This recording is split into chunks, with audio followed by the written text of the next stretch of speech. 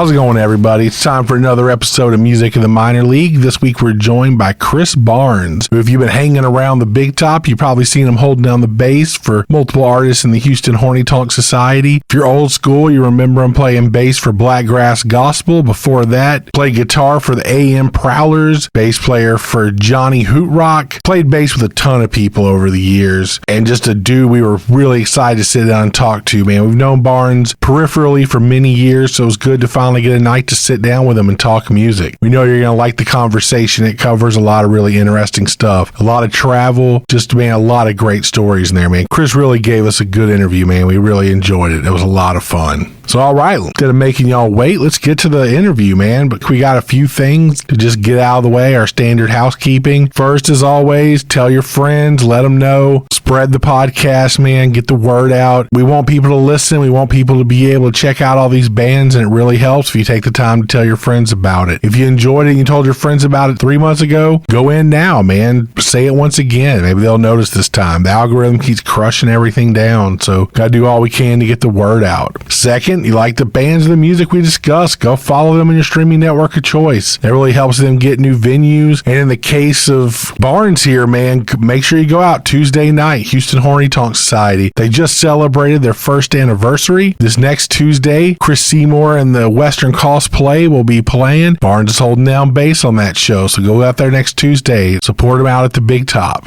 Finally, if you're interested in seeing Brightwire, we do have some shows coming up. This Saturday, we'll be at the Naughty Beaver Hut in Crystal Beach, Texas, my hometown, for like a local show with Clancy Jones and Michael Farrell. So it's all people who grew up in the area, man. It's going to be a lot of fun. I haven't seen a lot of these dudes in a while. So if you're in the area, come hang out. Then next week, we're going to hit the road to New Mexico. That'll see us at the Pokey Pokey Cevicheria in Albuquerque, New Mexico on the 16th, Ponderosa Brewing in Albuquerque on the 17th, and Little Toad Creek Brewery and Distillery in Silver City, New Mexico on the 18th. That's an early show, 1 to 4. The others are all 6 to 9. Then, the following week, we'll be back home with a hometown show at Shoeshine Charlie's Big Top Lounge. That'll be us, the March Divide, and 2/5. If everything works out, we'll be doing a full band show that night. It'll be our first ever full band Brightwire show. We're only going to do a couple of them, and this is one of them. Then the next night, on June 24th, we'll be playing the Ace District Summer Music Festival here in Baytown, Texas. That'll be with us, full band, Grifters and Shills, Daniel Lynn, Tony James, Michael Mike, and Nolan Shanks. That kicks off at 5 o'clock. Now, before we get to the interview, one last thing we wanted to point out is that moving into the summer, we are playing a lot, we're touring a lot, we're recording, so we're going to move back to the initial 2 episodes a month pace. That'll help us get everything knocked out. We really do need to work on these new songs in practice, and we're going to take a break through the June, July, and probably August month and only do 2 a month. I'm not going to say there may not be an awesome interview we can't hold on to, or we end up getting 3 a month, but we can guarantee you'll get one twice a month. So after that, man, y'all have a good one, and we'll catch y'all on the other side of the interview. We're going to kick it off with Johnny Hootrock.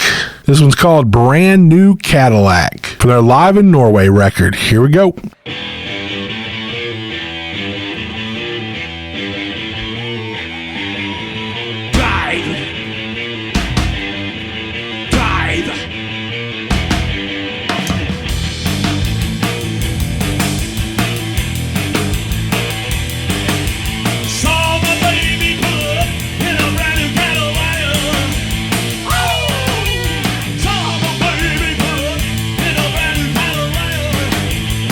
She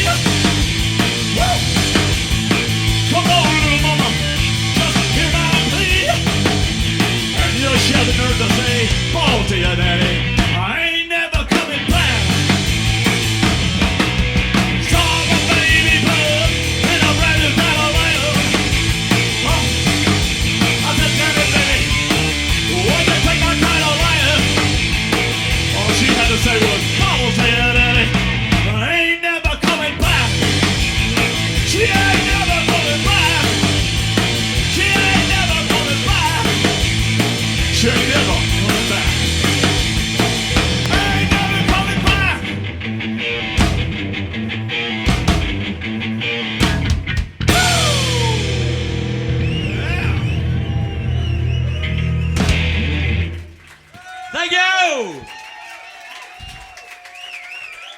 All right, everybody, welcome back to another episode of Music in the Minor League. We're here today with Mr. Chris Barnes, who we know from currently playing with the Broken Spokes, part of the Houston Horni Tonk Society. And we knew him at first from Blackgrass Gospel out of Alvin, Texas. Thank you for coming in today. Thanks for having me.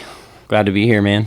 All right, Kind of a cool thing y'all got put together here. I know, from like early on, like Chris, the person we kept like putting off for no real reason other than just like, yeah, dude, we'll do it. Make sure he wanted it. We'll Make do sure he it. wanted And it. then, yeah. Now you Making sure know he we've wasn't been being toying nice. with you. I probably deserved it. How does that make to be you feel? fair. Probably deserved it. Maybe he's just being nice. He just says he wants to be here. No, man, I'm really happy to be here. Thank y'all. Just the ADD hits. It's like, yeah, dude, Chris had this, and it's like, whew. So we finally did it. Episode 21, and Chris Barnes is here. This episode's old enough to drink. That's good. Sweet. Perfect. It is, man. We're moving into the Perfect. big boy episodes. Perfect. We are now past the overall average of any podcast period. Yeah, we should be monetized. The actual average is 20. That's where most people's end. So we're above average finally. Took us long enough. What are we gonna how are we gonna monetize though? Like, is a brewery gonna sponsor us? That's a pretty good angle to work. That would I be think. great. That'd be a great one. I think Kia should sponsor us since we tour all over America in a Kia Soul. That's not true. a bad two angle of them. either. But I think Not you're at the probably going same to get time. further with the brewery thing after hearing all the beer cans opening in the background, Right. like every True. episode I've listened to. It is Yeah. true, yeah, because we Oh. did. That's what was weird when we did the 20th episode. We realized it had been like 10 since we recorded at the studio at the library. Right. So there was no, like, everyone, Right. We'd all what's been- up, y'all? We're here. We're all comfortable. Yeah, I'm pretty sure they frown on that in a public library, huh? Yeah, We so could we don't find drink out. there. That episode We went a spring little water. further off the rails. Like, it's like that was the one that would stay completely clean. I was like, yeah, that's why. No one was drinking at all the whole time. True. Exactly. And also, before we start, we want to send a special shout out to Mr. Chris Chrisman for some of the new equipment he just dropped on us. So thank Ooh, you very yeah. much, Thank sir. you, Chris. Thanks for the stands and The tabletop stands are rad. They're working out I'm perfect. using them right now. Thank you. Literally right So thank you for that, good sir. You're the man. All right, man. Well, we're gonna start out the whole thing. Say the whole time I've known you, like I said before we got on, you've been a bass player, but you Yeah. apparently had a whole life before Yeah, that. playing rumor has it. guitar with people and stuff. So, like we start out with everybody. What got you into playing music? Man, I got a guitar for Christmas one year. That's pretty much the long and short of it. I was always around music and like different kinds of music. You know, when I was a kid, I would be like screaming Van Halen lyrics at the top of my lungs in my mom's car, and in my grandma's car, I'd be singing like From a Jack to a King or something. So pretty diverse musical influence from a young age. But when I was like 13 or so, got a guitar for Christmas, didn't really know anything about how to play. I just knew I wanted to do it. And guy taught me a few chords, and then I kind of just went from there. I taught myself how to read tabs and stuff like that. And It seems like it's always 13 or 14. That's like a pivotal age. I think that's a for- magic age where Yeah. you're like figuring out who you want to be or like what direction you want to go in as a person and like how to develop your personality. So Yeah, I think that's right because like around 12, 13, 14, you start like, are you going to be a sports kid? Are you going to go down that path? You know, like that Right. starts taking your time. And if you're not, you might start steering towards being a band nerd, present person. And you also, I think that's where your Yes. hands kind of get big enough too, to where you can actually play. So I remember That's messing true. around with guitars when I was little. It was like, ow! Like anything outside True. of single string runs was just like, ow! this oh hurt. yeah. Maybe one day Kim's hands will get big enough so she can play guitar. Probably not. I mean, I am 49. There could be a growth spurt coming on. I don't think so. There was a certain band member in Blackgrass Gospel. We used to tease about that quite a bit. And that's why they make instruments at different sizes for different yeah, that's size true. people. That's true. That's why, yeah, ukulele is like a full size guitar for you. Exactly.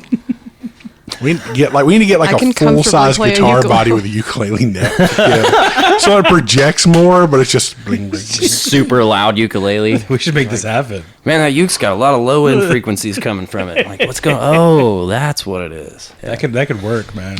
See, I told you, man, it'd be good. Somebody All figure right, it out. 13, we get a guitar. Yeah, and then you start playing. And it's funny. The tabs are like the number one thing, man. Once tabs, like you get on the internet, be like, here's how you play this insert song. Hell yeah. That was huge. Yeah, but like the other side of that is that like there were so many tabs in the early days of like dial up, you know? that magical era of internet where nobody could pick up the phone when you were downloading something. Those were the days. You had And 2 phone lines. There's so many of those tabs were just so wrong. So you would get something and play it and be like, this is not what I'm trying to play. Nope. So from there, like, you start kind of using your ear. You know, it gives you a good skeleton, I guess you could say. Like, you're trying to learn this lead run or some chord voicings off or whatever, and like just having enough time to sit and figure that out at that age. And man, I chased it for a long time. I started like the first thing I ever did live, I think I was like 14 or 15. I played the Star Spangled Banner at like a school talent show in junior high. And Sweet.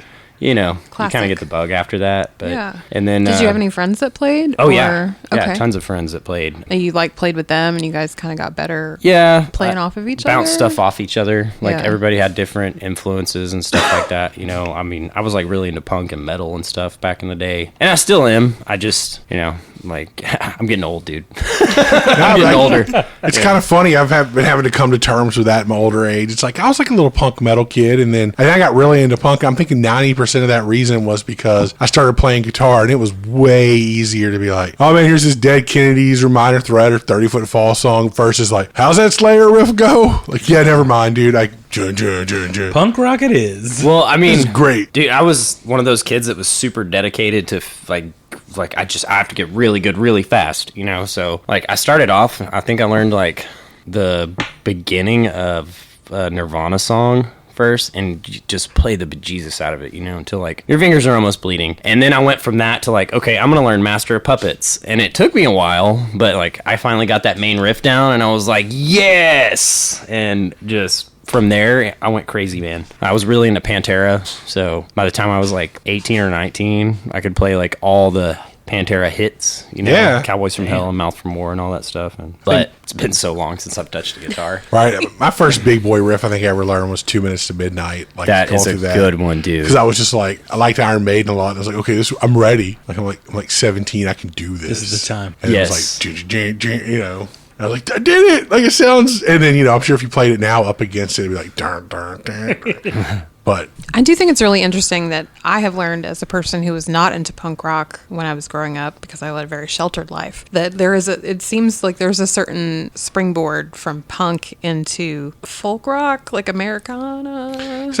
when you really boil Yeah. it down, there's not a difference. There's Right. really not. Outside of like, I mean, hell, if you go through like bluegrass and stuff, there's not even a beats per minute difference. Like Right. it's just There's like really not. We just turn up the distortion and everyone yells stuff instead of being all like 4-part harmony. Yeah, like, high lonesome, you know. You know, but yeah, when you really boil it down, if you take a lot, like I said, old folk and bluegrass, like they're playing fast, like everyone's like Really fast. and you know they're shredding and stuff, and but really that was the point. I mean, I could give you people that are 20 years older than me that talked about seeing the Ramones for the first time and was like, I can play music. Yeah. When it became attainable. Yeah, It was, it made it accessible to you. You know? yeah, and a lot of that is, you know, always goes back to like after the first dude ran a 4-minute mile, like suddenly everyone could. It was just getting that mental block of like, well, you have to be a special person, you know, normally, especially like in the 70s, you have to be a special person from England. You have to be Led Zeppelin Sure. or The Who. And, you know, how can we do this in Ohio or bumfuck Texas? And then all of a sudden you're like, dude, I can do the Sex Pistols. I can do the Ramones. I can do all that. Exactly. And then the Exactly, internet man. happened, and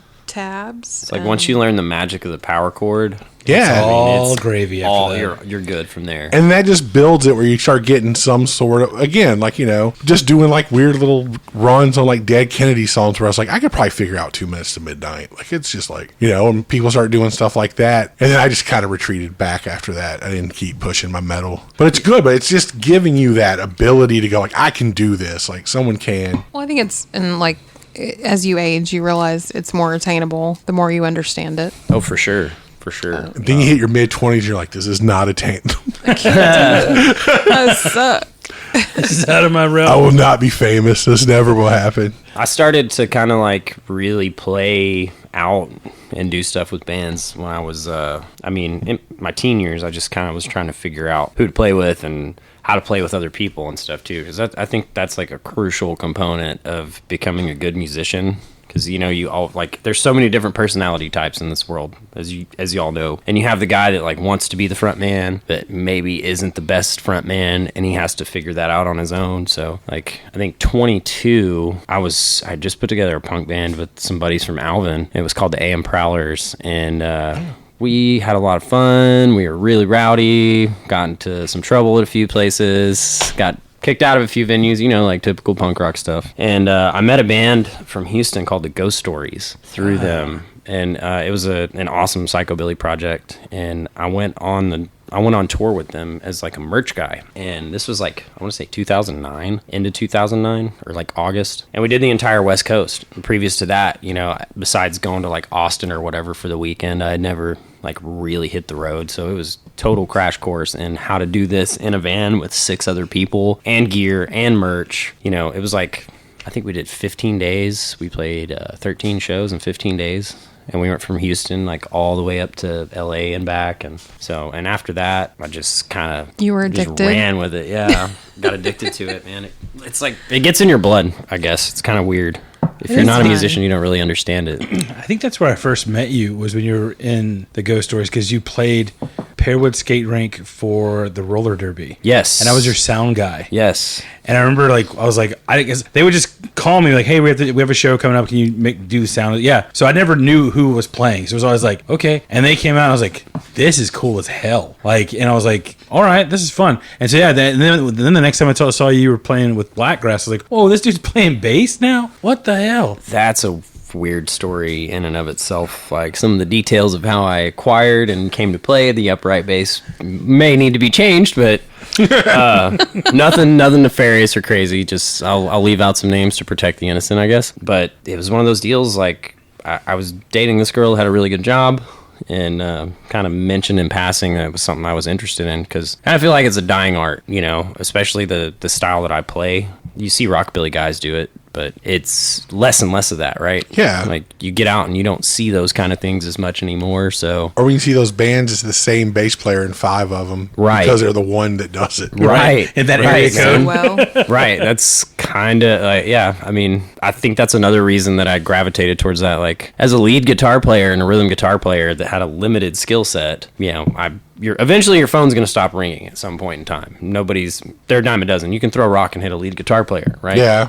But a good bass player is a little bit harder to find, and a good drummer is really hard to find. But I suck at drums and always have, so I have to feed that need by using my right hand on the fingerboard to get all those clickety clackety sounds out of that bass.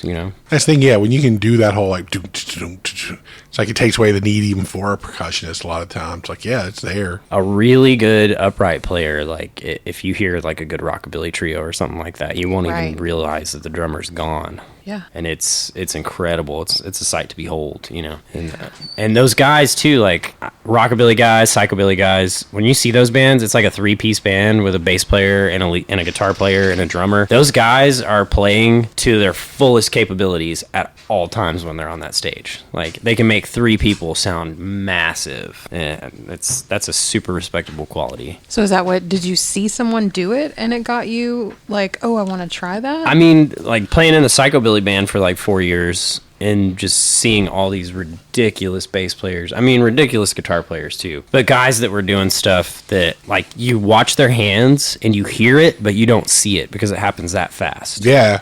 And you're like, holy shit, this is like, I want to do this. This looks awesome. And it's super physical. Like it's a lot more physical than playing guitar. I feel it a lot more after I play bass all night versus, I'm going to play a 2-hour set on guitar and just, be the rhythm guy and hang back. Next day you're fine. But if you're out drinking with your buddies and you're beating the hell out of an upright for 3 hours, you're going to feel that shit in the morning. Like my fingers are shredded right now.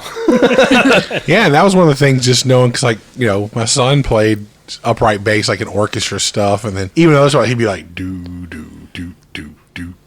But then going and seeing bands where it's like that, do. And it's like, yeah, you're doing a whole, it never stops. It's almost. Yeah, man. I mean, it helps move the beat along too. Like if you got a really good drummer and you're locked in the pocket with that guy and you're playing off of whatever he's doing, like, obviously you have to pay a lot of attention to the click, the kick. But, like whatever he's doing on his hi-hat or his snare, like I'll try to accent that or play off of it. Like I always try to be tasteful about what I do, you know. I mean, I feel like that's my job. I'm part of the rhythm section. I'm not supposed to stand out, but I want to do some tasty shit too. Look, then that's when you become an actual rhythm section where you're both kind of accenting each other and making it work. Well, I think there's something really incredible about seeing a band live that has a rhythm section that's really locked into each other. And it, you know, maybe not for everybody, but after you see a few bands like that live, like you start to look for that kind of thing. Yeah, you kind of get spoiled with it. It makes you pay attention, like, you know, to how in sync they are with each other, and how I think it's really, it was not something I really noticed about music until I started watching live music. Sure. So Yeah, and it's one of those things that once you've heard a good rhythm section, you can pick out a bad rhythm section real quick. in a heartbeat. Yes, absolutely. I think a good illustration of that, we were at Pawnstock last year, like Lauren Walker Madsen, like he had a kick drum and his upright player had like a brush stuck between his fingers. And while he was doing that, he had a pad that it was like, oh yeah, man, and brush like the bass. two of them together were like a full out, like you had bass, drums. That's and guitar. that's a really cool old school technique too, and like that's going back to dying art and things you never see. Like you don't see that anymore. Yeah. That's the thing that's, you know, it's like a very niche thing. You're only going to catch that here or there, and it's cool that things like Pawnstock exist because you're not going to see them anywhere else. Like, right. you're not going to see a guy doing that shit at the Heights Theater or something like that, you know? I mean, probably not, but The chances are very, very slim. Maybe very once slim. a year. The close we got, Yeah. like, you know, when Marty Stewart came through, we got to see some similar stuff. That's about it. Man, I missed that one. I really wish I could have been in there. We were so Oh, that lucky to was- get it. I bet it was. The director of my library was just like, "You're the only person I know who would appreciate these tickets. So here, you want them?" And I was like, "Yes." So we were like, That's a hell of a gift, man. yeah. That's We were like Hell of a gift. 10 feet from him. And it was just like, oh my god, like this is His whole band was insane. Oh yeah, he's got a Kenny Vaughn on guitar. Yeah. Yeah. Like, phew, dude, Yeah. that guy's a powerhouse, man. I can't remember. It's one of the Earl Scruggs' grandsons on bass. Yeah, Scruggs. Chris Scruggs. Yeah. Chris Scruggs, that's Yeah. it, yeah. Yeah, even, you know, when the drummer comes up, he plays guitar and sings on, like, the acoustic stuff. You're like, okay, yeah, like everybody in this band. Everyone in this band can do sucks. whatever the Well, hell they want to everybody's do. really good at this. I wonder why they're so successful. There's no weak links. Like, I would play this instrument now. You want to just feel like they could just toss every instrument to each other and be like, all right, here you go. Those guys that just kind of like piss you off and like, that guy. why am I even doing this when there's people like that out there? But you know, everybody has their space. You know, I guess like if you're good at what you do, like everybody's good at something, right? Like whatever style you develop, if you're really good at that, it's good odds that you're probably one of the only people that's doing it your way. Right, it's like Lean you got into HEB and you got Joe V's. Right. Okay? You got to have Joe V's, Exactly. or you don't have HEB. It's Exactly, man. We're helping out. doing our best. We're doing our best. But, you know, speaking about not having people who do that, like, yeah, but y'all do. So one of the things that's interesting, one of the things that we ourselves, despite, which we will be there soon. I have to go. Like next time I work on a Wednesday and I can stay out late on a Tuesday, I'm going to go. Oh yes, Are you please talking do, about man. Horny I'm talking Tonk? about the Houston Horni Tonk Society. Please do. All So right. it's like, dude, so you know, cool. while we have not been to one yet, we're all very aware of how much we hear about directly it. benefit from that anytime we play the big top, because it suddenly people come out because they're like, dude, we came to that deal on Tuesday and that was great. And you know, we're not doing anything Friday. We'll roll over and we'll just hang out and see who's playing. Yeah. Because every time we roll in on a Tuesday, it's kick ass. So we'll just go Right. whenever. And if it sucks, we can always go next door and get tacos. That's right. Or go get pizza since Home Slice is finally True. open. right. You know? So you've got choices. But yeah, dude, that whole thing is amazing. Actually, I kind of credit Christopher Seymore for kind of pulling me back into all this stuff, because after Blackgrass split up, you know, like then the pandemic happens and like I had kids and like just a lot of shit transpired from end of Blackgrass to beginning of my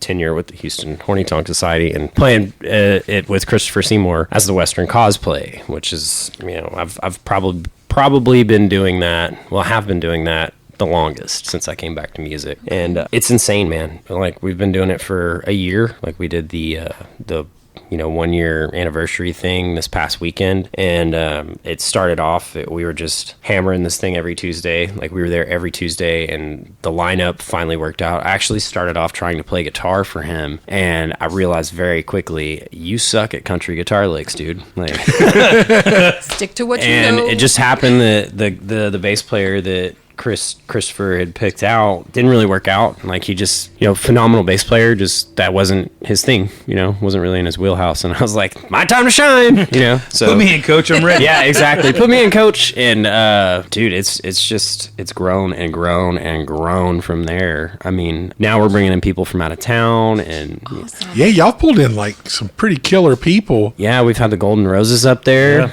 This past weekend we had Chasin Wayne and the Honky Tonk Machine out of Austin, which if you haven't seen those dudes, man, that is a hot ass band. They are killer. We had Tony Hanna there from Nashville this past weekend and on Tuesday, but Yeah, I mean, y'all have had like Dylan Earl that we know from. Dylan's been there twice. Who else? Like, there's been a lot of people. Chris like, Acker came with Dylan one night. And David Milner. Did y'all have him once? I don't think we've had him yet. We're trying to bring more and more people in. Like, That's awesome, man. Y'all have had Gus Clark Jr. there, huh? yeah, we had Gus Clark there. So, I mean, like a lot of people that when I'm like checking out the scene that are hot names, it's like, dude, well, there they are. South Texas Tweak. I mean, he's done it a handful of times. He's like one of the guys, like this whole thing was basically like him and Seymore, coming up with an idea and a concept and putting it into action. And like, I'm really happy to be a part of it. I'm just the bass player, man. I just slap the bass. Call in sick on a Wednesday. It's go. a great name though, because I love the Western Cosplay. I like that. It's just brilliant. Like, Well, I mean, you can't take yourself too seriously all the fucking time. Just no, because I mean, I call it. Chris and Kevin at Dan Electro's just doing like a little duo show that was really the good. Sunday afternoon. yeah.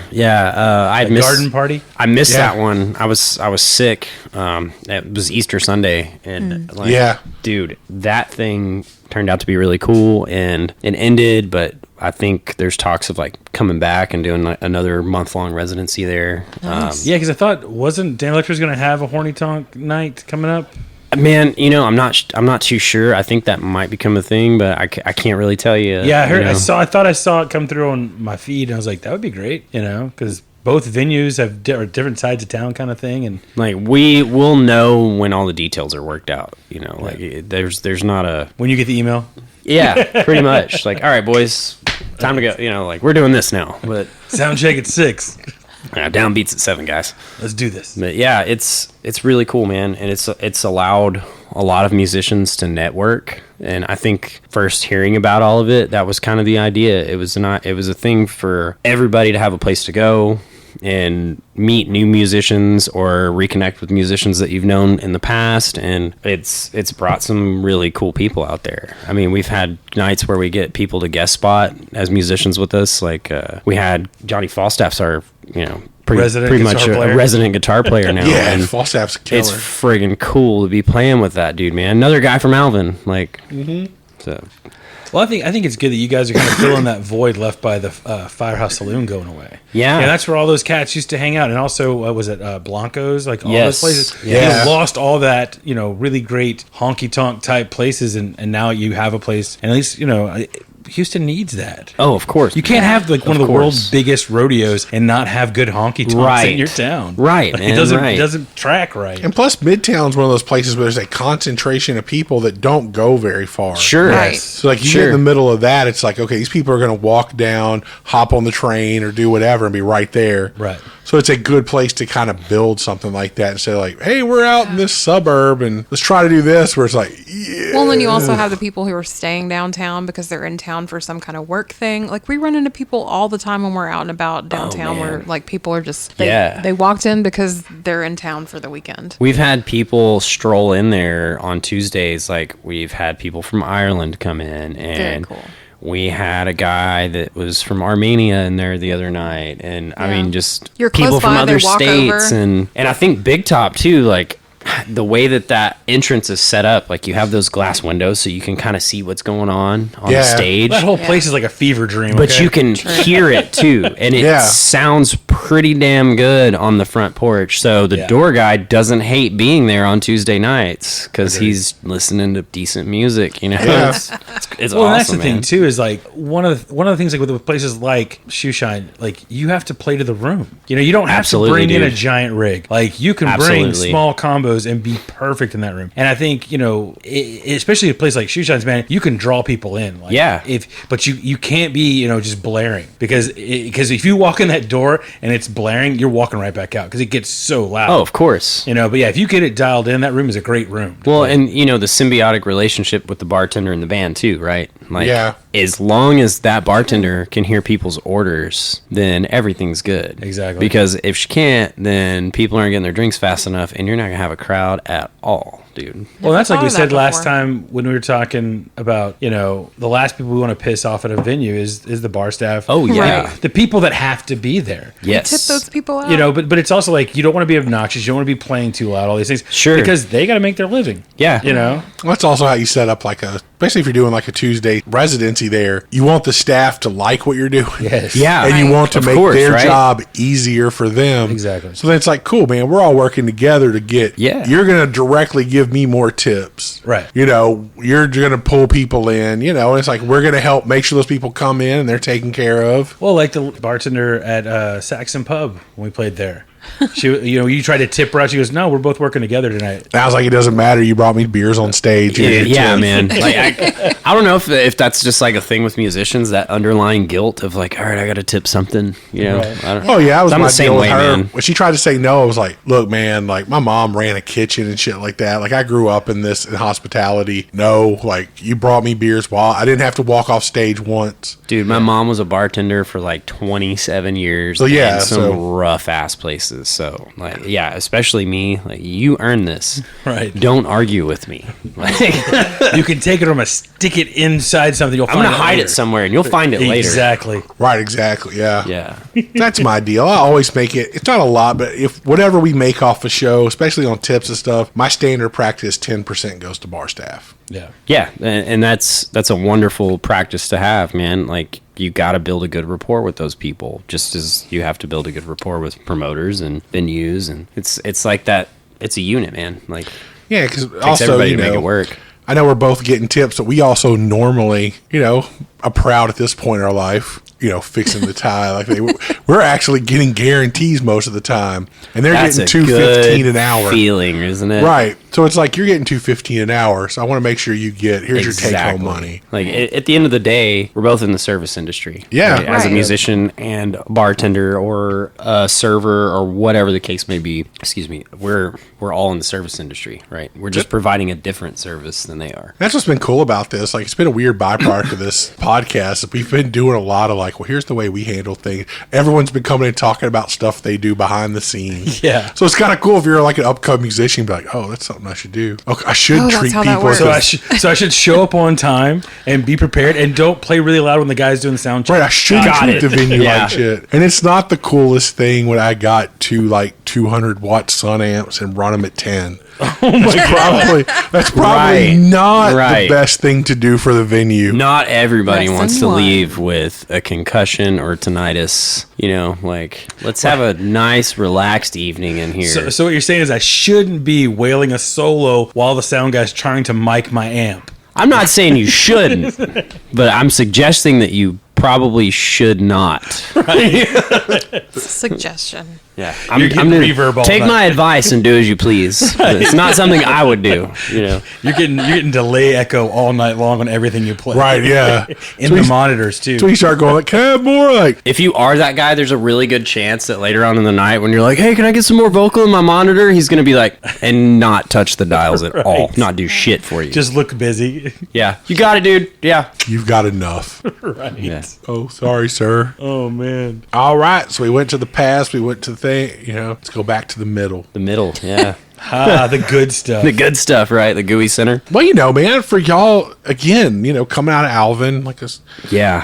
while, being a part of, I guess, the Houston Metroplex, not a big town, No. Not at And- all, man. Not at all. Not at all. is the home of Nolan Ryan. That's It important. is. It is. That's kind of a I big worked deal. there for 5 years. It's a big, Yeah. It's a big deal, but it's not a big town. They also have I a loved bank it, that though. has a alligator in the middle of it. but they it's a used small to. town. And didn't they also I have grew the up in a Casa small Olé town as a too, so I buffet? enjoyed Was it. that Alvin? They did have a buffet Casa Olé. So I mean, that was They huge. did. we had a Casa Olay buffet, and then for a little while there was a place in the middle of town that was called the Homestead Inn, and it was like a home style buffet. It was like a Golden Corral, but everything was cooked in house. Like it didn't come out of bags and stuff. It was really cool. And still, there's a place in Alma called Parks Restaurant where you can go and get like chicken fried steak and white gravy and like Heck yeah, I've been there. meat and taters kind of stuff off that buffet, and it's still pretty good, man. But Everybody I know lives out that way loves the Joe's Barbecue. Is that still open? Joe's is still there. I mean, I haven't eaten there in years, man, but the food used to be great. It used to be awesome. And, I just like that everything took like 5 minutes to get to. If I left for lunch at work, I didn't have to wait 20 minutes to get a table somewhere. No, dude, that's the great part about Alvin, dude. It's Yeah. And So then, People were out of this just nice. small little town comes Blackgrass Gospel, dude, who's played, went all over the place. Muddy Roots did all that. Y'all did a bunch of kick-ass stuff. and you'd be surprised like how many really badass musicians there are in a small town like that. I mean, well, you guys had them all in one band, I think. Right? It's like a traveling ska band. well, I mean, like once again, we were good at what we did. We found a formula, and we found a formula that we liked. We perfected our formula the way that we wanted it to be, and then we put it out there, and we just got really lucky that a bunch of people decided that, hey, this is pretty cool. Even in Alvin, where that kind of music's Right, that's kinda probably not going to edgy do for very small good town there, Texas, but for some reason they just kept booking us in these little bars and stuff. And dude, it went from, and the crazy thing about Blackgrass Gospel is that none of us really, so Randall played banjo previously, right? But he had stepped away from it forever. And like, we met Howell at an open mic that I used to have at a bar in Alma called the Hourglass. And the Hourglass is like the traditional honky tonk. Low drop ceilings, like you can still smoke cigarettes in there. There's a vinyl tile dance floor, carpet that's been there since probably like the early 60s. It's just like it is a through and through honky tonk. Like one of the only bars in Alvin that serves liquor. I mean, now that they have the restaurant rule passed and whatnot, like obviously more restaurants are selling liquor, but before that, this was one of the only places that you could get liquor, and it was because they did a membership. So like you come in and you hand them your ID and you pay $1, and that's your membership for the year, and you can get shit faced on all the liquor that you can hold, and drinks are cheap. But the clientele there were these are regulars that have been drinking there for like 30, 40 years, and they're not really receptive to new stuff. And my mom was the bartender there, and she was like, hey, what if we like gave you an open mic? And I'm like, well, I guess we'll see how it goes. And dude, it was weird. Like it was an anything goes type of situation. And we did it for like 5 years. And the first like 3 or 4, it was really thin. And then on like 4 and 5, this old dude that used to drink in there, he was one of the regulars, and he was just tough cowboy, like he kind of looked like Johnny Paycheck's ghost. He had like the high crown cowboy hat and long white stringy hair, and his name was Glenn McCullough. Man, I'll never forget this guy. And this is his nickname, dude. I'm not kidding you. His nickname was Kotex. Okay, because everybody said that he'd just like make your ass raw because he had such a bad attitude.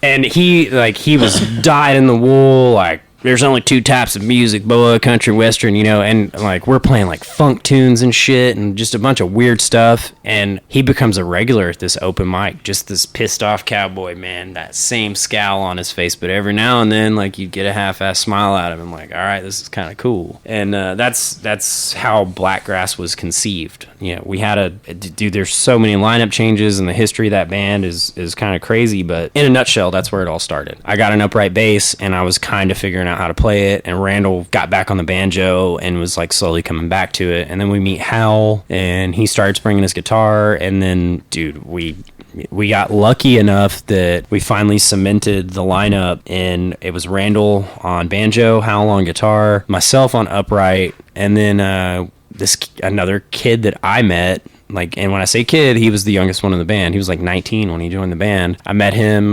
doing like a little gig for tips with a buddy of mine in Alvin. he wanted to play drums, and we were like, yeah, come on up, dude. And then we got Jimmy James Copeland to play mandolin for us, which was a friggin' treat. Like, if you know that guy, I mean, Joel talked about him. Yeah. You know, and he's one of the best guitar players that I know. And the dude is just, he's good at everything. He's like one of those savant kind of guys. Like, yeah, I can play that. And like, dude, but I've never seen you do it. And he's like, give me a couple weeks. And comes back with a dobro. And he's like, hey, check this shit out, you know? Yeah.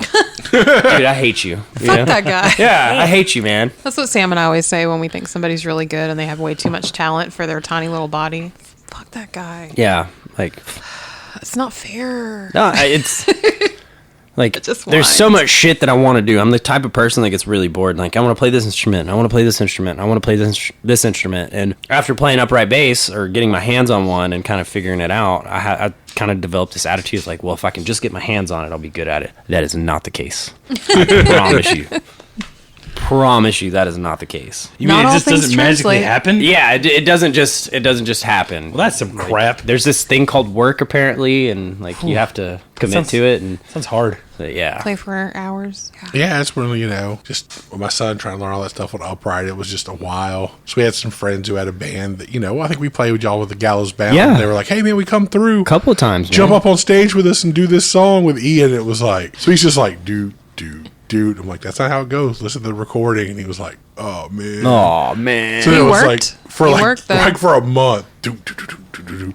I'm like, there you go. Yeah, man. You gotta do the bow part, then throw the bow down and do. Or set the bow on fire, whatever. Dude, That was cool. It's really cool to see y'all running around in that circuit now, kind of too. Like, I heard you talk about Gallows Bound. I'm like, dude, I haven't seen those people in a while. Like we. Yeah, they were a casualty to the pandemic. Ah, damn it. It was like, man, we got home. We enjoyed being around family and friends, and we're not. Turns out, yeah. Yeah, Turns out I Jordan, like my life. Jordan's still playing. She's Yeah, still doing a bunch Jordan's of out solo there. stuff, but everybody else was just kind of like. But Whiskey Dick's still kicking, Like, I know, man. I love those dudes, man. Kicking And a lot of ass. those people just, but even same thing. Urban Pioneers have kind of slowed down. They had the baby. Well, and They do a few things here and there. I saw them do something a few weeks ago. I'm still in touch with Jared, like on Instagram. Yeah. And dude, they're the last people that stayed at my house before I became a dad. Like, the day that they left, like they were leaving, my wife's like, 14 months pregnant, right? And they're like walking out the door, and Jared's like, all right, man, it was good to see y'all. Like, bye. And he's like, I don't really know what to say to somebody's about to have a baby, like break a leg or something. Good luck. And she went into labor that night, man. how funny. Yeah. Oh, wow. That is wild. Wait, is this the child whose gender reveal party ended up on the news? No, not that one. That was the second one. That Okay. was the second one. Yeah. You can tell us about that if you'd like. Wow, you're on the news? He was on the news. We were like, being from Alvin, big time redneck.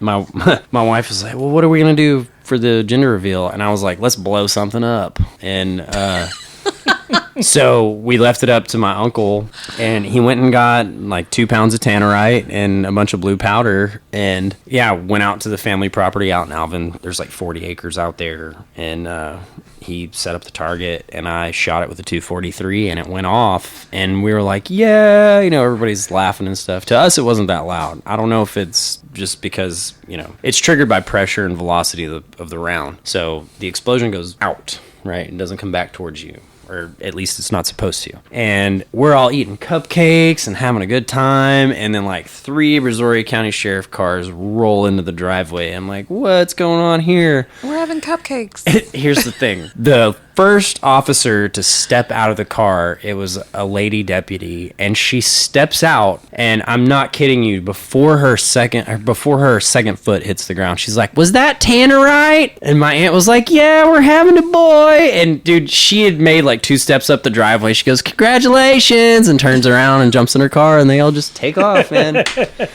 But yeah, it ended up on the news, and it got around a little bit. So yeah, that was a cool thing. That was a pretty cool thing. I was sitting at home, and it comes on the news, and I was like, I know something that just had a gender reveal. There's no way. And then Chad calls me from the Grizzly Band. He's like, dude, Barnes is on the news. Yeah, we were. Well, man, like the first person they interviewed, and you go back to like whenever there's a tornado in Yeah. like Alabama or something. The first place they're gonna go is the trailer park, and the first person on the news, you know, the reporter's like, oh, they heard the explosion. It came from this way or that way and blah, blah, blah. And such is on the scene reporting right now. And the first person's like, we thought it was a meth lab exploding. Because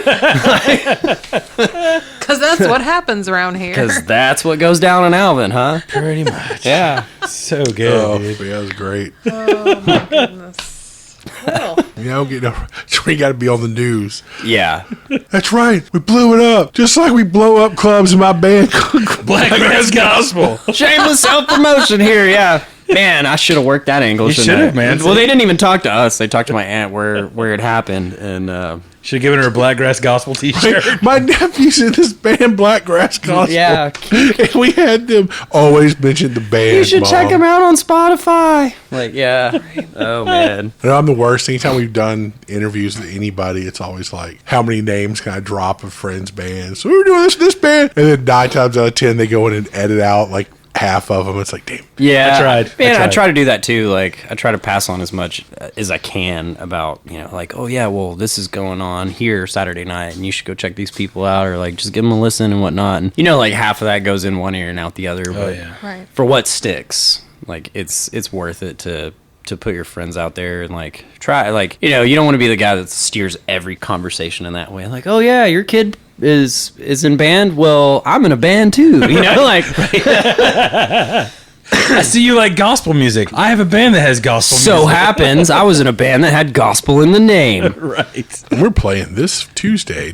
My new band's playing this Tuesday. There's always that guy who comes to parties who's like, the only reason he came to the party was to tell you about his next show. Like, Right. Yeah. Come on. Right, dude. And if yeah. you don't know who that guy is, you probably are that guy. Yeah, I normally don't. Like, even it's weird at my current job because everybody's like, where's this happening? It's like, nothing. That's the same for me. Like, I have my colleagues and students ask me, like, you don't want to, my band's garbage. You don't want to listen to us. No, don't waste your time. Like, Mr. H, I listen to your music. It's really good. You should be famous. No, kid. I love what I do right now. I'm happy here. Really. I love Tommy Lewis talk about things like every semester because he teaches every year. Like, my streaming numbers jump in September because every kid's like, Mr. Lewis great. has a band. Yep. Yeah. We should check him out. He's like, yeah, kid, Johnny, just listen to the shit out of That's the that. secret. I should have I know. became a teacher. That's all you Damn. It's a captive audience, man. Yeah. I control the aux cord. Kids, go follow the, So for your tell them homework, you need to go on Spotify. And Screenshot. Yeah. I want a screenshot that you did it. that you are following us. you get 5 of your your friends. Like, you know those extra credit. fundraisers? Where It's on my everybody's got- syllabus as a QR code and everything. Yeah, I'll make it easy for you kids. It's real simple. Just scan this code. Easy first 100. Yeah. So this is, you're joking, but no, this happens. This is now. Brilliant idea. This is really happening. I don't know if you can all get away about with that in optics, high. You could get away with that in a college course. I don't know about high school. Probably not in kids. high school. I know I can't get away with it at work. Like, people are like, well, can you email me? I'm like, not for my work email. Like, Yeah, you can. No, I can't. Dude, what's the state gonna do? Really? The famous last But words, also buddy. customers. What's Also- the state going to I'm do, so- really? Customers want me to email them, and I'm like, no, I can't. Our send you that AG's information. calling people and telling them he's gonna like kill I their know. family if they try to impeach wait, him. what AG? He's been suspended. Well, I know. but he's still currently our AG's. They Nope. Someone, Mr. Helms, is now our. But I'm current saying he's AG. been calling Interim. people like, Interim. you don't know me, but I know where you live. Yeah, well, you know, that's when you're drunk, you do shit like that. Right. And, It's like, I hey, think that's kid. part of the reason he's been suspended. So. Is this you, Ken? Because your name came up with. No, it's not Ken. It's Penn Caxton. right? I killed Jen your Jackson. I'm a girl. They don't send those guys to jail. You know who goes to jail? People who work in the bottom of the food chain where I That's work. right. No, they only have one person that. doing your job that's a job of 20 people, so you're fine. They're not going to mess with you. Yeah, they can't let you go yet. It should be in your, like, Kim Barker with your whole little picture thing you use, and right below it, follow my bandit, blah, blah, blah. It's just a QR code. Yeah, It that's, I should will be say, like, my your- my little icon on your Teams signature. is actually our band photo. Like, that's cool. It's okay. That's really It's cool. probably the one where Kim's in focus and it we're is. It is. Where the you out of focus where guys. you dudes are in the background. Exactly. her Gwen Stefani picture where it's like the rest of the band's blurred out in the back.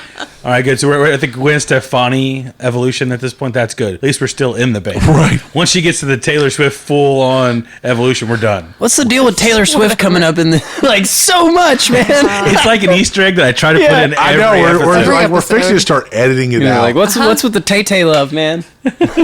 There's none. I mean, if that's your thing, I'm cool There was with just it. a little bit of it in the beginning of her career. I was Health's around the slightly- children, so that's all he hears about. That's fair. That's true. man. You That's are fair. exposed, That is fair. overexposed to pop music. All I the think. little 12-year-old. He's so deep. If you understand. No, dude, true story. This happened the other day. I had a girl. She's 40 and she's still bitching about Right? high school. Like, how So- many breakup songs can you write, man? This All of student, them. like, she went to the concert them. and stuff Good and was answer. all excited about it. And I was like, oh, that's cool, man. She was, yeah, it's just so cool to see someone from Tennessee become famous. Like, whoa, whoa, whoa. I was like, she's from Pennsylvania. No, she's not. Like, I know this is gonna blow your mind. Yeah, she's like, Mr. H, she's from Tennessee. I was like, no. And so I on the Jumbotron in my classroom, I'm like, Pulling up the Wikipedia, here we Wikipedia. go. And dude, I actually saw her mind explode when she read that, and it changed her world. I was like, look, it's not a bad thing. I was like, nothing wrong with that. Nothing wrong with that. People can move anywhere they want. Right, But and I'm everyone I'm moves being to honest with Tennessee you. to become Yeah, famous. she's It's where you go. You go to Nashville It's like, to become believe it famous. or not, guys. Exactly. There was a time before Taylor Swift where a whole bunch of people moved to Nashville to become famous. True. Right. It was kind of a mass pilgrimage there. It's so cool to see somebody from Nashville become famous. Like, well, have I got something just to that one show person from you? Nashville. You're not gonna believe this. Well, that's the funny thing now is people that get famous from Nashville aren't even from Nashville. Oh no, Right. of That's the course not. funniest thing Right. how it changes. Keith Urban, good example of that. Oh my god! And it Like, took me- wow, he's got a really thick accent for somebody from Nashville. right. You're like, man, that's how they sound. Why in the does he mountains? sound Irish? Like, He's wait a so minute. Weird. No, he's from Australia, actually. Yeah, guys. Well, no, he's not. He's from Nashville. He's a Nashville artist. That means he's from Nashville. Yeah, he crawled right out of the holler barefoot with a banjo, and now he's a gazillionaire. You know, Holler. I saw that. What? You're funny. Your face is funny. Boom. What up? that I'm one- sorry, I just about lost it. I'd stepped out of the room. But Why'd you step out? the Keith Urban thick accent about killed me. That's 1 second where the stream just went. Piece over the wall. I hope you're cutting this part out. Oh my goodness! Why would I? These are the best parts of the podcast. It's not. These are the outtakes. These are the parts that people ask me about later. Right. Your student. But every dude who's listening understood exactly what I was talking about. Yes. You're peeing and I someone makes you understood. laugh, and it's just like, Oh yeah, yeah. like the stream, It's like double pressure for a second. It goes I'm from water sure all hose the to fire females hose for like a also split understood. second. You know. We all have urethras. Women have urethras? No, I'm just Is it the man in the boat? it's the magical third hole. Jesus. This gets cut out, please. right, Pause for editing. Alrighty. right where everyone. And we're back. Every time I say that we're gonna edit this out, I leave it in. And you even leave the part where you say do. we're going to edit this out. Yeah, That's we're the gonna best cut this part. later. Right. Yeah. Probably edit this out. That's like here it goes. And here it Yes, is. we're all very professional here. So if you say something you're uncomfortable with, you specifically ask Sam to take it out, he will. But I need it in Otherwise- writing, though. I do that. Yeah, you do. So doo doo. Yeah. If people actually say They that, do. I do that. Damn it. Do. Sorry, I couldn't resist. I'm a child at heart It's all right. We and all in are. mind as well. So That's probably the whole deal with most of the whole music community. Everybody still kind of has this moment of childishness. Oh, yeah. But we're also mature enough to show up to the venues at time and make things happen. Exactly. yeah, But you hold that childlike wonderment. It's a fine balance. It is a very fun. very fine. It's a very thin line. Very thin line. We're all adulting, though. Look at us. Yeah. So now you were in a band where you got to fly a lot. Kinda. Yeah, that was. If you like to fly. Like, that was pretty awesome. Like I said, optics are everything. True. So, at the same time I was doing Blackgrass, I was playing upright bass for a band called Johnny Hootrock. And Johnny Hootrock was based out of Austin. And the story about how I ended up playing for those guys, this is kind of a crazy thing, but I was at an event, a private event with another band, like pretty much the open mic guys from the thing in Alvin at a bar called the Hourglass which hopefully I can start getting some bands in there again because it's a really cool place. Like the vibe's right. Clientele's a little sketchy sometimes, but the vibe's right. And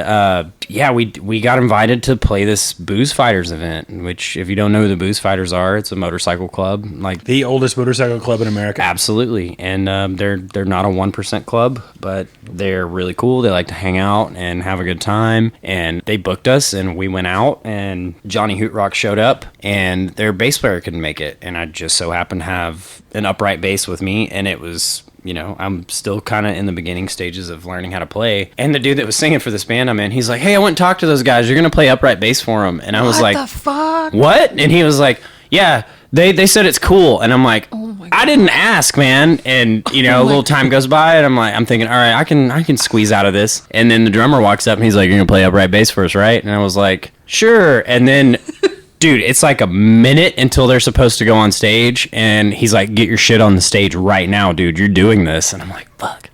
So get up there, and they're just kind of giving me keys, and, you know, he's like, okay, well, this song, you know, like, this is a 1-4-5, key E for Elvis, and do it. And they're like, all right, cool. You know, kind of hold it down, and probably like 2 or 3 years go by. I was kind of floating around because I played music like 5 years full time. That was all I did, you know, before I found out that I had a kid on the way. And it was this dude that I kind of did some stuff with, and it was kind of starting to pick up. And we had a gig booked, and he kind of cut our throats so he could go do his own thing and like make all the money. And cool, no big deal, but like, let me know, like, you know, tell me the truth, because I call you on the day of, and he's like, oh yeah, man, sorry, I'm in Galveston, I got a thing, and I'm whatever. So I get pissed off, right? And I'm like, I gotta prove a point to this dude. Like, so I email Wayne Hancock because I hear that Wayne Hancock is looking for a bass player, and it turns out he's like, man, you know, really sorry, but we've already got somebody else doing it. So I reach out to them because I found out that they're looking for a bass player, and they're like, yeah, dude, if you want to come to practice, like, drive to Pflugerville from Alvin on this day. And okay, get in the car, drive to Pflugerville, do the practice and everything. And we're kind of BSing. He's like, man, you know, it's been a while since we've seen you. Our last bass player, Jimmy Duvall, like, he just quit, man. He went to play bass for Wayne Hancock. What? So I'm like one step behind this dude, you know. And But again, it's a small number of people play that instrument. Right, so it's right, like- True. right. But yeah, man, I stuck it out with him for like 5 years, and it was cool being able to play with those guys because previous to that, like I'd kind of run into them a little bit here and there in different places when I was playing with the Ghost Stories, and they usually had a go-go dancer with them, and it was kind of like Cramps meets Reverend Horton Heat meets like the Sonics meets Kiss at times, just Nice. But I didn't realize it until after I'd been playing with them for like 3 or 4 months. Like, these are 2 of the founding members of the Flame Trick Subs. Oh, wow. Okay, yeah. Yeah, and I'm like, whoa, shit, you know? And so Johnny Cat, the drummer, he played Standing Up, which was cool to me. You know, I'd seen it in the psychobilly and rockabilly world, and our drummer actually did that for a while with Ghost Stories. But we would go and play somewhere in like Austin or whatever, and I'd crash at Johnny's or Clem's, and I'd get to hear all these cool stories about like, yeah, man, like playing the Black Cat Lounge back in the day with the Flame Trick Subs and yada yada yada. And then like you hang out with Johnny, who's a little bit older than Clem, which was our guitarist and our vocalist, and he'd be like, yeah, dude, I used to play with the Crayolas back in the day, you know, the like Alejandro Escovedo and all those guys, and like he did, I think, like the first 2 Ezra Charles records, he was the drummer. Damn. Yeah, dude, he did all kinds of crazy stuff. And Clem, that guy, I can't say enough good things about that dude, man. Phenomenal guitar player, just all around good guy, biggest goofball you'll ever meet, like fart jokes are the funniest thing to this dude. He's like, you know, dude's like twice as old as me, and he rips one, and he's like, like never fails. Every time he does it, he laughs. I'm like, yeah, perfect group of guys for me to be involved with, right? So do a lot of stuff around Austin, and then he like sometimes he would call me and be like, hey man, you think you can be in San Angelo Saturday? And I'm like, what? He's like, yeah, you know, San Angelo, we're gonna play the Dead Horse. And I'm, hold on a second, and then I GPS it. I'm like, 7 hours. Okay, yeah, I'll be there. 7 hours there, 7 hours back. You're on stage for like an hour and a half, you know. And then he's like, dude, we got this thing coming up, and it's gonna pay really good. It's at the Moody Theater. And I'm like, cool, you know, not thinking in the back of my head like, wait a minute, Moody Theater, that's Austin City Limits. And turns out it was an Austin City Limits event. We got to do, so I don't know if you guys do the pub trivia thing or not, but it was the Geek Bowl. It was like the end of year thing for nice. Yeah, Geeks Who Drink, the Geek yeah. Bowl Yeah. pub trivia. And we were the headlining act. Had no idea, man. Like walk into this giant venue and like everything starts to set in. I'm like, whoa. And we get on stage and it's this huge stage and we're this 3-piece rockabilly band. Like, so I'm way over here and Clem's way over here and Johnny's like way in the back and we're having to like yell at each other across the stage like, okay, here comes the turnaround. You know, like just, but yeah, and then fast forward from there where he's like, hey, I'm doing this thing. I'm trying to like go see my mom and my brother and stuff in Norway and I'm booking a tour. Can you do it? And I had no idea how I was going to do it, but I was like, yes, I can do this. And I had some friends that I had a friend in particular that had a bunch of airline miles. He's like, dude, these are about to expire. You're fucking doing this, man. Like, I'm going to help you out. Oh, that's rad, yeah. Yeah, and went over there for 2 weeks. Toured with an amazing band. They're called Eldorado. If you've never heard of them, check them out. Like, real spaghetti western. Like, they wrote one of the best murder ballads I've ever heard, man. And, like, nobody... Like, if you go online and, like, Google Norway's Got Talent, like, one of their songs is, like, one of the top picks for a lot of the people that compete in that thing, which, not condoning those type of shows, obviously, but... Yeah. And I also met David Vincent through them, which is another weird little blip on my radar. You know, like going back to how I was really into metal and stuff when I was younger. Morbid Angel was a huge influence on a lot of like the guitar riffs and bass stuff that I started working on early in my bass career. And it was one of those random text messages because I was just at everybody's beck and call at any time. It was like first come, first serve. You know, if you get to me first, I'll do your gig. And I get a text from Clem, the guy from Johnny Hootrock, like, hey, can you do this private thing for South by? Like, it's not going to pay very good, but it's going to be really cool. And we, you know, it's open bar, free drinks and stuff. Like, yeah, I'm down for whatever at this point, right? So we show up and I'm like loading in and it's upstairs and it's a big private event with a bunch of sponsorship and stuff like that. Like Soft Layer Technologies was filming a bunch of stuff for us, and I get up there and I'm like humping gear in, and this guy meets me at the top of the stairs and he's like, hey man, you just need your instrument, like everything else is taken care of, David's got it all under control. And I was like, David who? You know, like kind of being a smart ass. And he's like, oh, David Vincent. And I'm like, oh cool, where is he? Like I need to find out where I can put my stuff. And he's like, oh, he's over there. He's the you know, the lead singer of Morbid Angel. He's the former lead singer of Morbid Angel. I'm like, oh cool. So do the gig, and I find out later he was kind of shopping for guys to put his country band together. And he came and saw us play at Cowboy Harley Davidson in Austin probably 2 weeks after that. And if you could meet the guy, he's got like that deep kind of Junior Brown bassy kind of voice, and he's like, hey brother, you know, I've when you heard get a Morbid second, Angel, so yeah, it's like, you know, he's like, when you get a second, man, come talk to me. I need to talk to you about some stuff. And like, okay, you know, like one of my heroes is Yes, Mr. wants David to Vincent, okay, I will. cool, yeah, absolutely. You know, and like I walk over and he shakes my hand and he's like, man, I think you're a really good bass player. And I want you to play bass for me. I'm like, okay, cool, yeah, sure. And gives me his card and whatever, and kind of gives me the rundown on what his schedule looks like. And he's like, I'm going to be at NAMM, and then after that I got some practice and I'm going to go to Europe, and then we're going to like shoot some music videos and stuff. I'm like, okay, cool. And this long period of time goes by. Like, we emailed 2 or 3 times. No contact other than that, right? I've got the dude's number, he's got mine, so I'm like, man, is this really gonna happen? And just so happened, I was also working for School of Rock at the same time in Clear Lake. They were like, hey man, we got some spots, do you want to go to NAMM? It's like 2016. I'm like, hell yeah, I want to go to NAMM. You know, like that's every musician's dream. And yeah, like, okay, well, if you can get there, you know, here's your credentials. Jimmy James also happened to be at NAMM, and Jimmy James worked for Gibson. So I text him and I'm like, hey dude, I'm coming to NAMM. And he's like, cool, let me know when you get here, you know. And I get there and I'm in this line that's like 4 miles long, dude. And I text him, I'm like, hey, I'm here. And he's like, where you at? And I'm like, all the way at the back.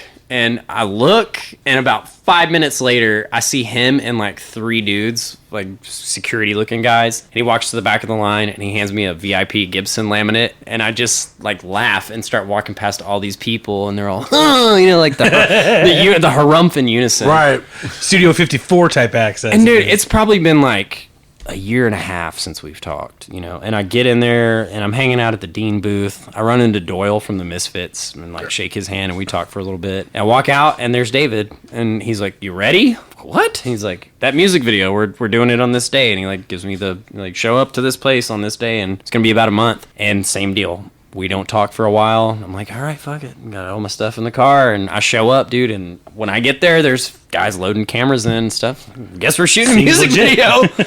So we did we shot 2 music videos, and he had Danny B. Harvey as his lead guitar player, which is another like just powerhouse musician, man. He's played with Wanda Jackson and Nancy Sinatra and just crazy accolades, dude. He was one of the members of Headcat, so he played with Lemmy and Slim Jim Phantom for God knows how long, up until Lemmy died. Dude, that's crazy. Yeah. Yeah, and here I am, dude, just a little weird dude from Alvin. I'm like, holy shit, this is really happening. Initially, Tom Lewis was our drummer, from the guy from Hay Bale, you know, yeah. Red Volkert and all those guys. And I don't know what happened. I guess Tom just like either was way too busy or just could not be bothered. And if you watch that video, like if you find the video on YouTube, like I'll give you the address, you can see it in his face. Like when we're shooting it, he's just like, meh, you know.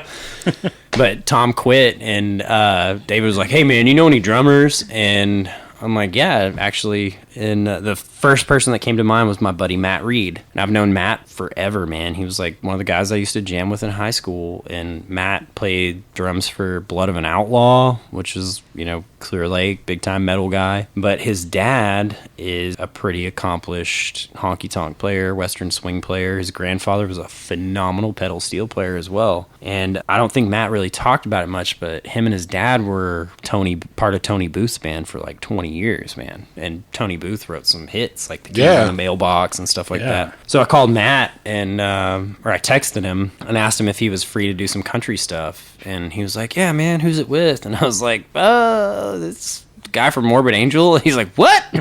And I sent David some videos of Matt playing like metal stuff and country stuff, and he's like, "Yeah, he's good." So it ended up being 2 dudes from Alvin that grew up playing together in high school and shit, playing with Danny B. Harvey and one of the most prolific dudes in American death metal. Right, yeah.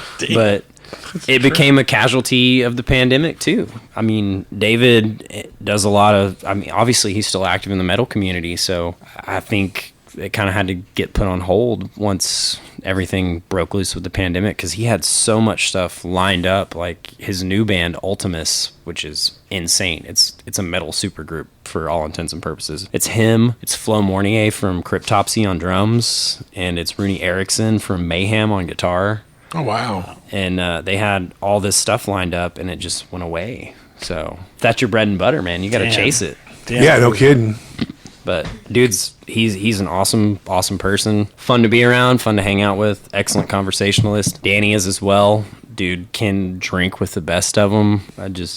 Fun to be around. And David was kind of the guy that started to steer me more towards playing like country licks and stuff like that on the bass, you know. So it's been a wild kind of past 10 years, man. I've done a lot of stuff in a very short period of time that's kind of led me to where I'm at now, sitting here on your couch. Cool, man. Sounds like you had fun. Yeah.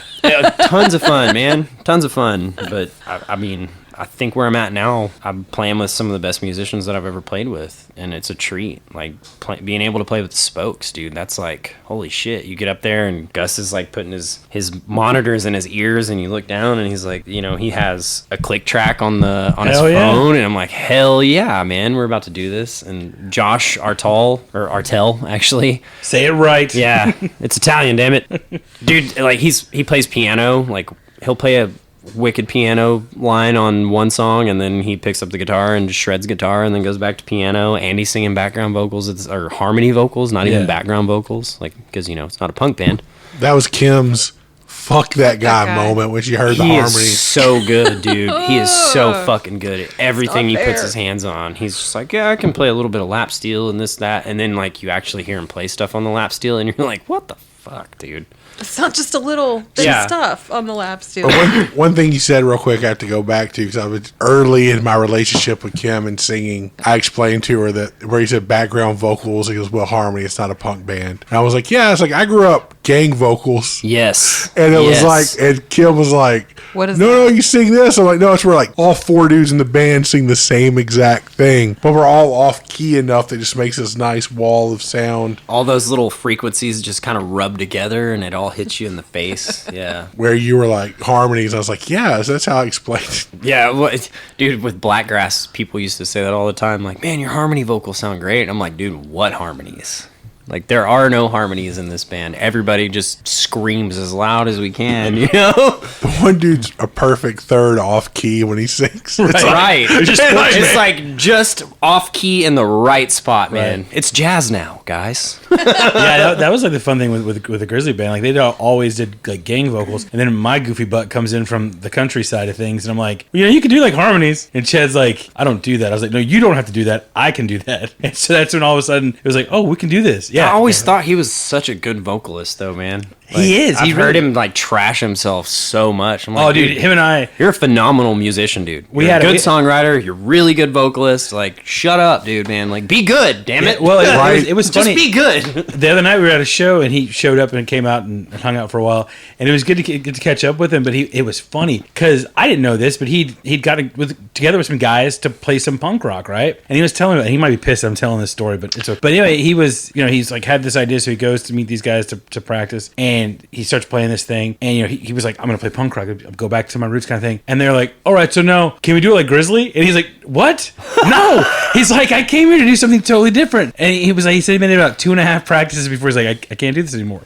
He's like, I wanted to do something totally different. And he goes, and these guys are great guys and they were awesome musicians. He goes, but they wanted to do Grizzly 2.0. And he's like, if I was gonna do Grizzly, I'd do it with Grizzly. Yeah, man. Yeah, for sure, dude. But yeah, no, it was good to hear him that he's really, really trying to do music again. I'm glad to hear that too, man. Yeah. Chad is one of those guys that I feel like needs to be doing music. Yes, like, agreed. He's so fucking good at it, dude. Like, and it seems so effortless when he does it too. I know, it makes you mad. He's a good front man. Like, yes. Except he whines a lot. And then it's like you said, emphasizing he's a good front man. Well, that's what's great about it. It's like I don't feel good tonight. I apologize. I'm this. It's like you sound fine. Right, you sound great, asshole. Yeah, you sound fine. Drink a cup of tea, dude. You're gonna be okay. It's like you sound great. It's like, man, I think that's just our cross to bear as musicians, though. Like, I'm super, super critical of myself, and I'm super hard on myself. Like, I listened to this thing the other day. It was a musician speaking as a musician, like talking about when you make mistakes live, right? He's like, okay, there's basically like 3 levels of mistake that you make as a musician. There's the first one where you notice it, but nobody else notices it. And then there's the one that you make where you notice it and the band notices it. And then there's number 3, which is the worst one, where everybody notices it. And like 90% of your mistakes are going to be a 1 or a 2. Yeah. And like 10% of them maybe are going to be a 3. So don't get so hung up on that shit because baseball statistics.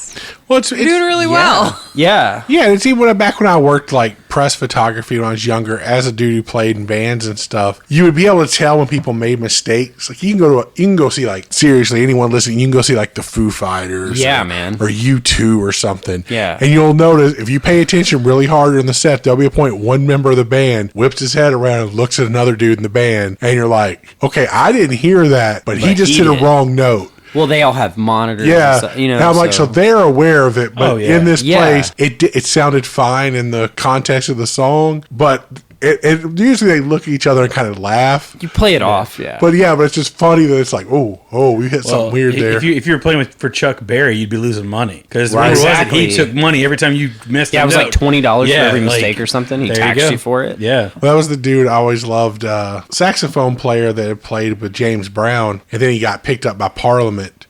And he was talking about that, like, coming in, like, well, sir, what do I need to, like, George Clinton, sir, what do I need to wear? He's like, well, what you into, man? Just put on whatever you want. This dude wants to wear a wedding dress. This guy wants to wear this. You just do your thing. And he's like, well, what if I make a mistake? Whatever, man, it's funk. You just kind of go there and do it. Just remember and one, and you're good, dude. Right. And you're good. We're here to jam, dude. We're here to Yeah. have some fun. And he's like, I went from James Brown, where it was like in the middle of the set, he looked at you and just shit, like, look, you're cut. And it was like, okay. And it's like, George Clinton's like, man, we're here to rock and have some fun, bro. Like, hey, man, I really like how you played that C major over, like. Yeah. You have no idea what the hell you did. This was a terrible mistake, but he's Right. cool with it, This just goes to show you that some assholes do make it through the gauntlet. Like, Absolutely. More often than not, I think. Very I true. don't know, because like everybody that we know, like if you're an asshole, you don't really get very far. Well, it's not even that. I wouldn't even call them. Some of them just are really professional and they want it to be perfect. Okay, I probably shouldn't say that. Set in their ways, I would Perfectionists. say. Yeah. I mean, late life Chuck Berry was just like, I fly into a city, find 2 dudes. Yeah. Yeah. Maybe 3 dudes, but usually I just want a rhythm section that doesn't step on my lead playing. And by that point in his career, that was an easy thing to do because Yeah. he was a legend. But I mean, I try not to let stuff like that wear on me, where if I make a mistake here and there, I kind of let it slide, but I just can't, man. Like, I'll do something like where maybe I'm like, I don't get the pickup notes like to start the song or whatever, and I will dwell on that for weeks, if not months, and like just feel awkward inside about it for so long, man. It's amazing when you're on some like long alone drive, like especially in Houston where everything's like 30, 40 minutes from your house, and you're like 20 minutes in, you're like, suddenly in your head's like, 2 weeks ago you fucked up. Oh on this yeah, song. dude, And that it's like, happens. oh my god, it was so, it's like You let the instant band down. shame. Or like and just- I'm on the way to a gig, right? And then right before I pull in, this little voice in my head like whispers in my ear, remember that one time you messed this part up in this song? Don't do that again. So like, Everyone knew. like, no, everybody knew it. Yeah. everyone knows. Or when people come up with like, great show, it's like, yeah, except for the way I started the third song. But you can't you can't say that, like you have to be graceful about it, even though you thought you played a terrible set. You have to be like, oh, thanks, man. Like, We really nailed it. We really did. It's like Ricky Bobby after a race. The car ran good. Yeah. Crew did great. What do I do with my hands? I don't know what to do with my hands. That's how every Takes musician team, is oh, when it's you talk to them basketball. after a show. It's team game, team effort. It takes a whole team to lose. Oh my god! All right, man. Well, cool. I think that's a good place Thanks to. for coming Oh by. no, there's one more thing we need to talk about. What is it we can talk about? I saw on Instagram the other day that someone put out a questionnaire about getting Blackgrass back together. I saw that. Yeah. That came across my feed. How real is man. that? I don't know. Like, I'm angling for a reunion because I'm like dying to play those songs again. Okay. And I know Hal would probably be into it too, but dude, there's just that band for me was something special. I put a ton of work into that. They did too. And I looked at our Spotify like several days ago and noticed that we still have quite a bit of activity on it. Like, Oh, yeah. shit, like maybe we're not the only people that want to hear this again. And it, dude, like when you haven't seen your old buddies in a long time and you get back together, like you just bump into each other, or it's like a high school reunion kind of deal, or one of those special events, and you kind of like everybody sees everybody for the first time in a long time. It's like, dude, get to catch up. And that's kind of how those songs are. Like every now and then I'll have something on shuffle and one of them will pop up in a playlist on Spotify, and all these memories come back, like where we were at, and like what we were doing when we wrote this song, like what was going on, like just everything comes back to you. Like you can close your eyes and picture a moment in time and put yourself back there again. And I mean, I would love to do that again. I miss those guys. I mean, obviously Randall lives in Kansas City now, Yeah. but I haven't seen him in so long. And Hal and I, we don't live that far apart, but dude, we're adults now. Like we have day jobs and kids and Right. stuff like that. So we don't all get to hang out as much as we used to, but for a while we bonded over that content, and it would be really Right. cool to have that back and put that out there again for the people that still enjoy that stuff, man. And, That'd be awesome. obviously it wasn't for everybody. Some of that stuff was really abrasive, and there were some themes in there that might rub some people the wrong way even, but that was us like letting it all hang out. And I think as a musician, everything that you kind of put any effort into, that's a part of you, because it's it's passion. It's art. Art's subjective. You take the risk of creating something that you think is badass, and then you put it out there and hope that somebody likes it. And if you get lucky enough that a handful of people think this is cool, then you cling to that for as long as you can, and that's what Blackgrass was for me. Like, did not think this would turn into anything like this, and it did, and then it just disappeared. We all just kind of went our separate ways. There was no discussion of like, okay, we're completely done with this. It just kind of ended. Yeah. So there was no there was no resolve. I'm still waiting for the end to that story. Get together and do that last, like, here it is. Yeah, this is it, guys. Like, not like Kiss, we're not going to do like 40 farewell tours or anything, but still going. It would be nice to get together and do a little run and be like, okay, let's close the books on this on a good note and be done with it. It was cool and it was fun, but we've all moved on. So, but it'd be really nice to end that sentence with an exclamation ... rather than ... Or a question mark. Or a question mark. Yeah. Right on, man. All right. Well, again, thank you for coming through, dude. Yeah, thanks for having me, man. This is it's really cool. It was fun. Appreciate it. I think y'all have a good thing going here, man. I really like this format you got to. Just kind of low-key hanging out in the living room like you're chilling with your buddies, Yeah, that's the best. Y'all part got about it. cool Awesome. things going too. It's all just same deal, man. It's like no one's talking about any of our people, so we'll talk about them. Yeah. Well, I mean, that's how you get out there, dude. Like, everybody helps everybody, and then it starts to grow, and there comes a Exactly. point in time where you can't stop it now. Right. Right. Yeah. All right, man. Bye. Bye. Thank y'all for listening to this episode of Music in the Minor League. If y'all like what you heard, please share the episode with a friend. It's the best way for us to reach new listeners and to get these people the exposure they deserve. There's a lot of ups and downs with this podcast, episode to episode, and really the ones that are shared are the ones that get the most traction, man. So get out there and spread the word. It really helps everybody out. If you enjoyed the bands, or in this case, Chris Barnes holding down the bass for various bands, go follow them everywhere you can online, man, and on your streaming service of choice. All these people are out there busy. They're out there making music for you. They're keeping you dancing. Go out there and show them some love. Now we're going to leave you with a song from Chris Barnes' band where we met him, Blackgrass Gospel. This one's titled Devil's Wake. It's one of the ones I really dig the most, man. So I'm looking forward to y'all hearing it. Again, we'll be back in 2 weeks with another episode, and we'll see you then, man. Have a good one. Come catch us around town. Bye-bye.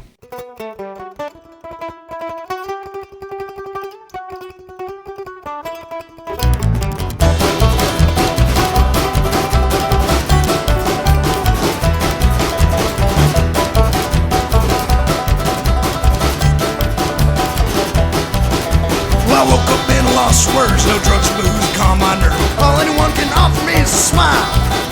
And I walk this awful haze. I pray the devil to repair my grave. I can't seem to wrap my head around this thing.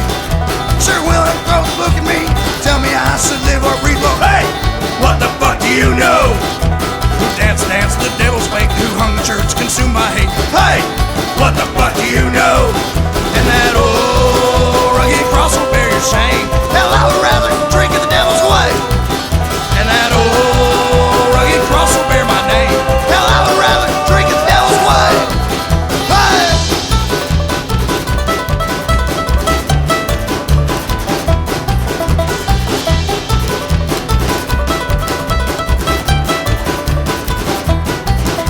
Yeah, I've been my own share of pain, been dealt the hand, never saint. I have no remorse where I've tread. Ain't no angel you see watching me, although the creature with born wings, he started to conquer God indeed. Sure will it throw the book at me, tell me I should live or breathe. Well, hey, what the fuck do you know? Who danced the devil's wake, who hung the church, consumed by hate? Hey, what the fuck do you know?